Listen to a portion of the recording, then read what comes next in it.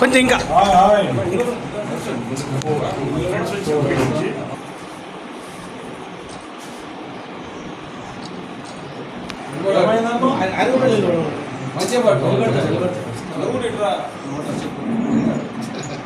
నువ్వు కూడా ఉండే అక్కడ ఉండు అట్లా అట్లా కాదు ఇటువైపు ఉండు ఇటువైపు ఉండు ఇటువైపు ఉండు ఇటువైపు ఉండు అది కూడా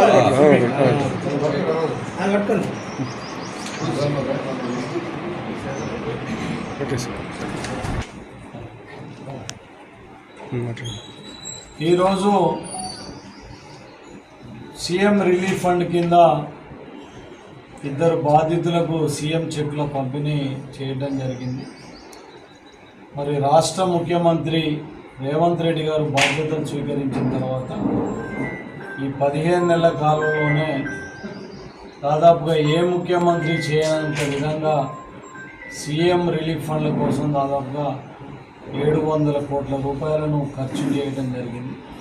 ఎవరైతే సూర్యాపేట నియోజకవర్గానికి సంబంధించి యాక్సిడెంట్లు కానివ్వండి, అనారోగ్యంతో మరి హాస్పిటల్ బాధితులై హాస్పిటల్లో ఖర్చు పెట్టుకొని మరి ఆర్థిక ఇబ్బందులు ఎదుర్కొన్న వాళ్ళు మరి మా ద్వారా ప్రభుత్వానికి విజ్ఞప్తి చేసినప్పుడు మరి సీఎం గారు కూడా అన్నీ కూడా శాంక్షన్ చేయడం జరిగింది.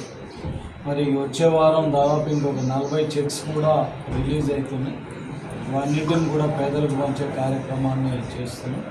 ఇది ఈ ముఖ్యమంత్రి గారు చేపట్టిన ఈ కార్యక్రమం ముఖ్యంగా పేదలకు, అట్టడుగు వర్గాలకు, బడుగు బలహీన వర్గాలకు ఒక వరం లాంటిది.